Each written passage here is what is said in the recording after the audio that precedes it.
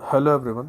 आज है 3 अप्रैल 2026 और आज हम डिस्कस करेंगे लद्दाख और संविधान की छठी अनुसूची के बारे में। यह टॉपिक वर्तमान में काफ़ी संवेदनशील बना हुआ है।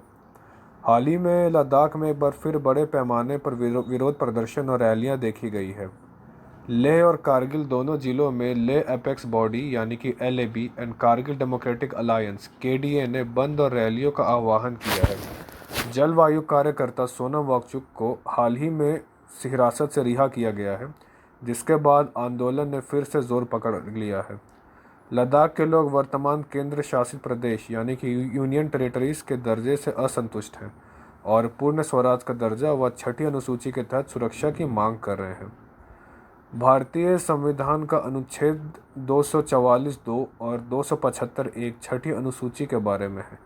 यह जनजातीय क्षेत्रों में स्वायत्त जिला परिषदों यानी कि ADCs के गठन की अनुमति देता है।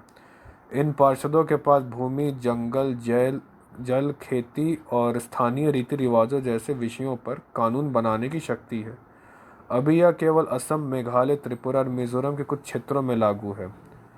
लद्दाख की लगभग 97% आबादी जनजातीय है। लोगों को डर है कि बाहरी लोग आकर वहां ज़मीन खरीद लेंगे, जिससे उनकी सांस्कृतिक पहचान और नाजुक पर्यावरण को खतरा होगा। वे चाहते हैं कि सरकारी नौकरियों में केवल स्थानीय लोगों को ही प्राथमिकता मिले और यूनियन टेरिटरी बनने के बाद वहां स्थानीय विधायकों की शक्ति खत्म हो गई है। इसके लिए वे पूर्ण राज्य और अपनी विधानसभा चाहते हैं। लद्दाख के प्रदर्शनकारी मुख्य रूप से 4 मांगों पर अड़े हैं। पहला, लद्दाख को पूर्ण राज्य का दर्जा मिले, संविधान की छठी अनुसूची के तहत सुरक्षा मिले, लद्दाख के लिए अलग लोक सेवा आयोग बने और लोकसभा में लद्दाख के लिए 2 सीटें, वर्तमान में जो 1 है उन्हें 2 कर दिया जाए। केंद्र सरकार ने अब तक लद्दाख को छठी अनुसूची में शामिल करने पर कोई स्पष्ट सहमति नहीं दी है, लेकिन तकनीकी रूप से यह अनुसूची वर्तमान में केवल पूर्वोत्तर राज्यों के लिए है। हालांकि सरकार ने स्थानीय लोगों की चिंताओं को दूर करने के लिए एक उच्च स्तरीय समिति हाई पावर्ड कमेटी का गठन किया है और बातचीत